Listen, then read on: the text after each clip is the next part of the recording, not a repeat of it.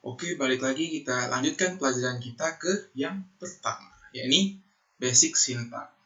Apa aja yang kita perlukan? Oke, kita otomatis buka Sublime. Kita close yang lama, kita buat file baru. Namanya tutorial 1. Tutorial 1. Kali ini kita akan belajar banyak hal. Yang pertama itu tentang tipe data string, karena kita sering akan menggunakan ini. Contohnya kita selalu pakai ini kan, dari kemarin saya sudah kasih tahu tentang hello world.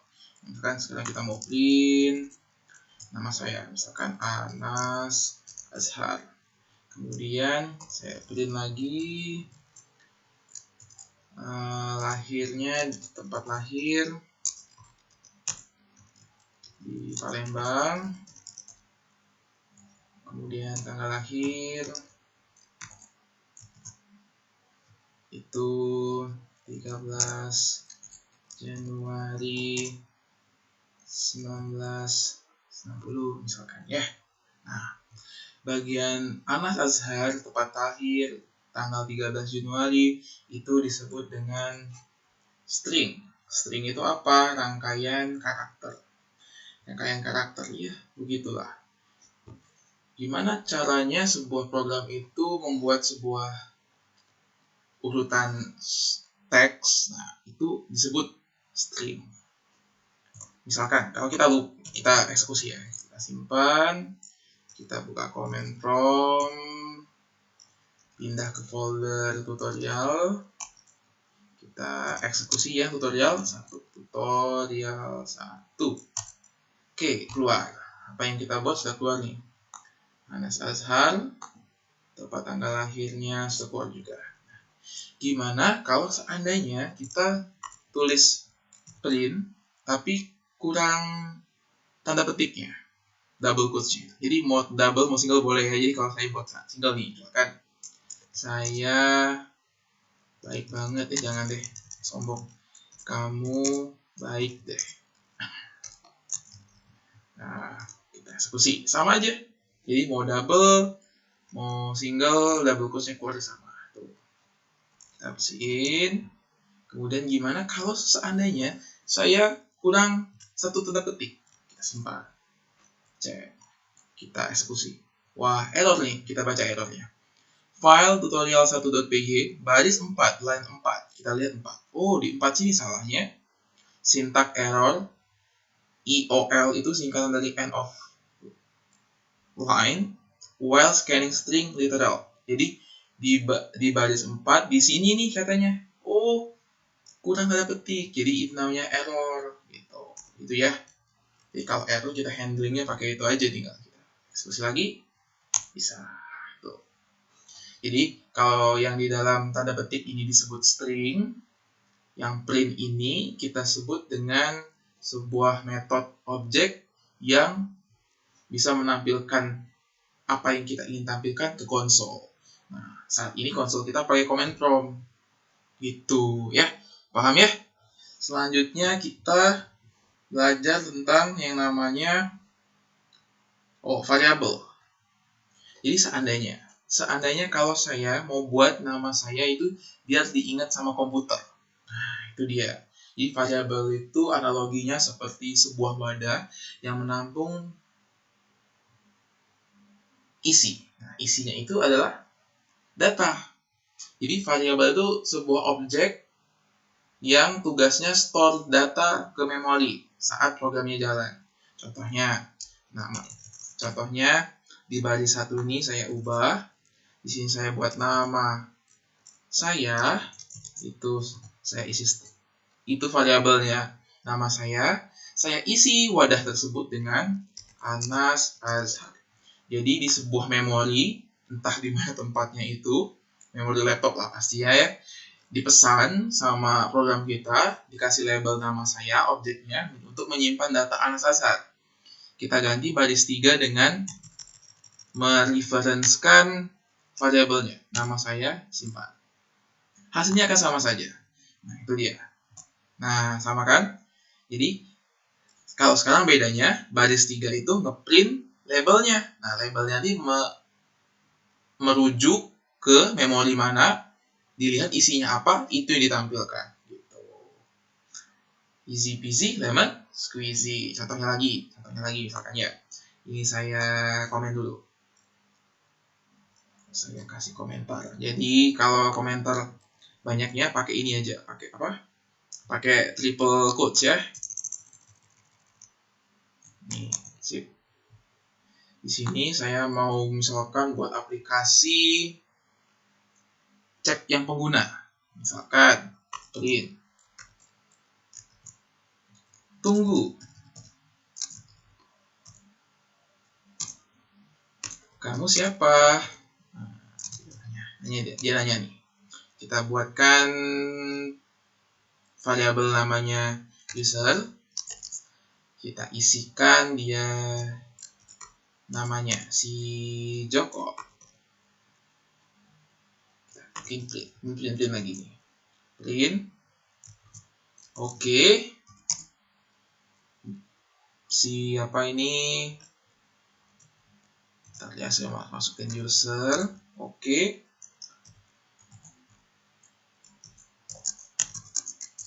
Masuklah. Nah, gitu. Jadi, nantinya gini. Tunggu, kamu siapa? Dijawab di user. Oke.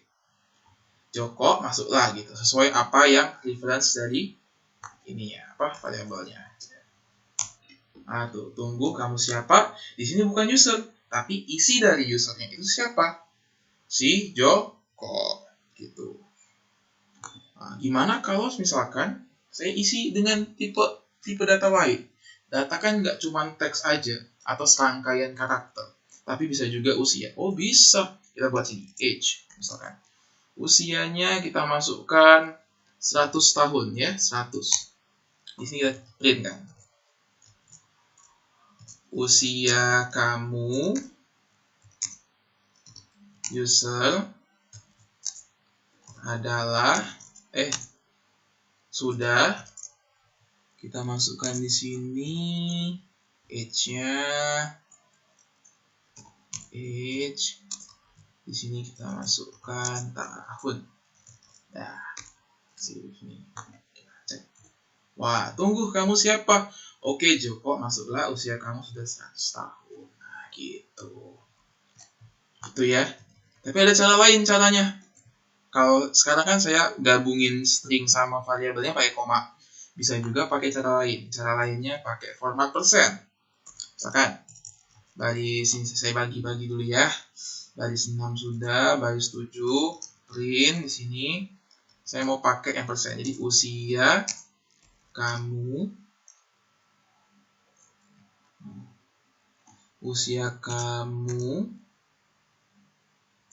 saya pakai persen s sudah persen i tahun. Nah, di sini kalau kita pakai ini kan kalau pakai koma lebih enak lihatnya ya. Kalau pakai persen ini dia harus formatnya mengikuti. Jadi setiap isi dari variabel dibuatkan sisipannya. Jadi kalau seandainya kita mau masukin user persen s, h-nya persen i. Kenapa s? Kenapa i? Sebentar. Lanjut, di sini kita masukkan konektor persen, buka kurung tutup kurung, masukkan user, koma h. Nah, jadi ini tempat menyisipkan, ini konektornya. Yang bagian sini adalah variabel yang dimaksud. Nah, persen yang pertama itu user. Kenapa dia s? Karena tipe datanya dia string, Joko gitu. Kalau h kenapa? Karena dia angka, number, dan angkanya merupakan angka bulat. Angka bulat di Python itu dikenal sebagai integer. Nanti kalau yang koma dia float, pakai persen f gitu. Misalkan lagi satu lagi ya di sini ya. Masukin lagi tinggi yang pakai koma tuh ya. Tingginya 171,5. Di sini kita masukin misalkan print tingginya sama dengan persen f. Nah, masukin persen f di sini. Persen f, persen, masukin variabel yang dimaksud tinggi. Sip. Gitu. Oke. Karena kalau koma itu kan biasanya kita minta precise-nya berapa koma, ada berapa angka dengan koma gitu kan. Misalkan ini ada 1. Misalkan kita pengennya 2. Buat sini. Berarti persen ada 2 angka di belakang koma. Tik 2F. Gitu. Kita save ya. Kita eksekusi sekarang. Kita eksekusi PY. Oke. Nah, itu keluar. Sama kan? Sama aja. Nih, kurang rapi di sini. Nih, sekali lagi. Oke, tuh sama kan? Nah, kalau dia tadinya 1, kalau kita paksa dia jadi 2, keluarnya 2. 171.50 gitu. Itu untuk yang tipe data angka. Tadi saya kan sudah kasih tahu yang komen yang banyak baris kan, misalkan kayak ini. Yang contoh yang komentar banyak baris nih, ini contoh komentar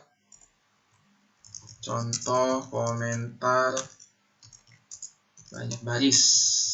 Nah, ini kalau barisnya satu-satu aja, nggak perlu pakai petik 3, tapi misalkan di sini, misalkan tinggi ya.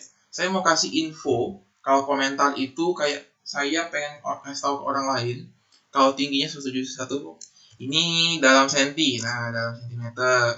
Misalkan ini H-nya. Jadi untuk bagian programmer untuk menginfokan, jadi bagian yang tidak akan dijalankan oleh program. H-nya tahun, misalkan lagi ini tinggi 2 angka di belakang koma. Nah, gitu. Itu ya, paham ya? Nah, sip gini. Kita simpan. Karena itu ada komentar, jadi nggak dieksekusi. Lewat aja. Jadi setiap ada komentar dia lewat. Gitu. Paham? Mudah lah. Sangat mudah. Selanjutnya apa? Selanjutnya itu input console. Bagaimana seandainya kalau variabelnya itu diisinya nanti. Jadi dia dinamis. Misalkan user ini saya mau ganti bukan Joko tapi nanti kalau udah dibuat nanti. Jadi kita pakaikan namanya method input. Input di sini masukkan nama. Nah, keluar nih nanti. Sini ya. Wah, tunggu. Kamu siapa? Nah, kalau misalkan kita pakai input, memasukkan atau assignment variabelnya itu nanti saat programnya lagi dijalankan nih. Jadi input ini labelnya, masukkan nama, keluar nih, masukkan nama, klik nih ada kan, masukin di sini. Misalkan namanya Siti. Sorry, ada apa nih? Siti. Enter. Oke, keluar. Jadi setiap variabel yang meng-reference ke user, jadi semua jadi Siti gitu. Sama juga nih, kalau age juga kita mau ubah nih, age misalkan input usia kamu, karena kita mintanya dia dalam integer, sebaiknya karena input ini secara default dia returnnya langsung string. Jadi kalau kita masukkan angka, walaupun nanti dia masuknya string bukan angka. Jadi untuk memastikan kita kasih integer depannya. Ya. Nanti akan saya jelaskan di selanjutnya. Nah, kalau yang ini float, kita buat dia float. Kita hapus dulu nih. Jadi kalau dia koma pakai float. Input. Kalau tinggi, gitu. Ya, kita ulang lagi programnya. Udah disimpan, CLS. Masukkan nama. Namanya siapa ya? Nama kamu Budi. Oke Budi, masuklah. Usia kamu 17 tahun. Kalau tinggi 160 cm. Nah, itu keluar. Usia Budi 17 tahun, tingginya 160. Wah, mudah banget kan? Mudah sekali. Nah, apalagi nih? Saya lupa. Bentar ya, lihat contekan dulu. Selanjutnya kita belajar tentang boolean, tipe data boolean. Jadi tadi udah ada tipe data string. String itu yang teks tadi, kumpulan karakter. Kemudian ada integer itu whole number, bilangan bulat. Kemudian float itu ada bilangan berkoma. Nah, yang keempat itu ada tipe boolean. Contohnya boolean itu kayak dia cuma kenal dua. Jadi dalam himpunan tipe data tersebut cuma ada dua, true sama false, ya. True dan false. Jadi misalkan saya buat di sini saya buat status pernikahan. Status pernikahan. Analoginya gini, kalau seandainya nanti saya buat aplikasi, true itu untuk menyatakan nikah, false itu untuk menyatakan belum nikah. Jadi kita buatkan sini. Seandainya nanti yang nanya itu kita tanya nih ya. Nanti aja deh kita buatkan misalkan langsung aja dalam sini. True misalkan, dia udah nikah. Nah, nanti kalau kita print, ini nanti kita pakai di conditional sama ini ya, conditional sama looping while, lebih bagusnya gitu. Nanti saya jelaskan lebih. Setidaknya kalian sudah tahu dulu apa itu tipe data boolean. Status pernikahan, jadi sini saya print status nikah. Saya lupa pakai string bego. Nah, status nikahnya apa? Kita langsung kasih status nikah. Coba cek lagi sini. Nama Budi. Oke, usia kamu 29, tingginya 160. Oke, status nikah true. Dibuat aja true. Kita juga bisa ngecek tipenya, misalkan print type dari variabel status pernikahan. Nanti keluar bold itu. Atau yang lain juga print type dari tinggi. Nah, kita cek kita bersih dulu, CS. Namanya Fir'aun. Fir'aun, usianya 2000 tahun, tingginya 200 meter. Tuh. Ini bold. Jadi kalau yang nikahnya bold, yang tingginya float. Mudah kan? Gitu. Itu aja.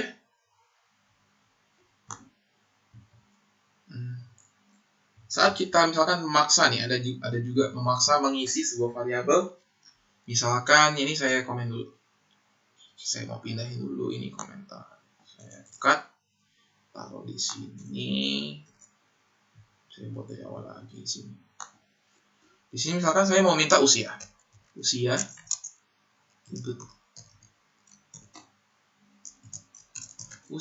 kamu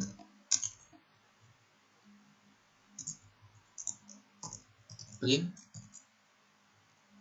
usia. Jalankan. Usia kamu, saya masukin 12. Oke, 12. Tapi ini tipe datanya string. Kenapa tadi saya jelasin? Kalau misalnya kita paksa, kita khususkan, usia itu isinya harus angka, integer. Nih, saya buat integer.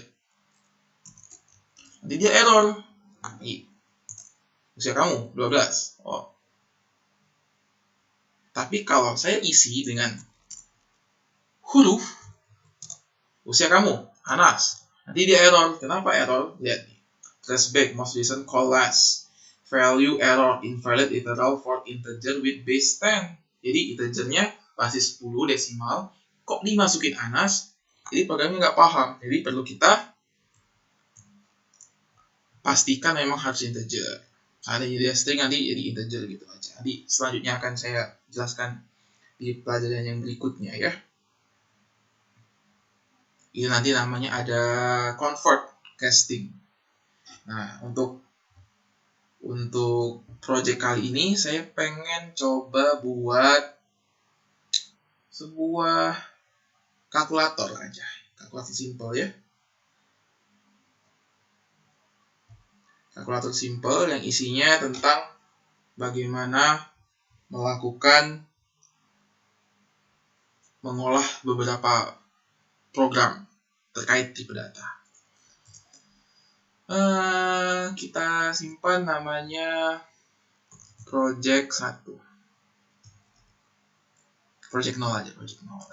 Karena tutorial 1 enaknya project 1 aja ya. Project 1 save. Di sini misalkan kita mau buat program apa ini ya, bagusnya ya. Ini aja, restoran. Kalau di restoran kan perlu banyak nih.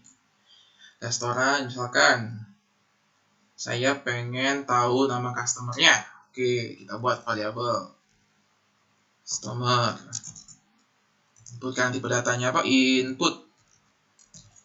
Karena tipe datanya string, kita buat input aja. Jadi nama customer. Pakai backslash t deh, biar rapi nih. Ya, backslash t. Kemudian lagi harga makanan. Harga makanan saya masukkan itu integer. Karena kan kita Indonesia nggak pernah tuh yang ada koma-komanya kan. Integer, input, harga makanan, backslash t. Ini typing biar dia rapi, nanti kalian lihat kok apa alasannya. Kemudian persen tip. Jadi kita tanya nih ke customernya, mau kasih tip berapa persen gitu misalkan ya. Kita masukkan misalkan di sini float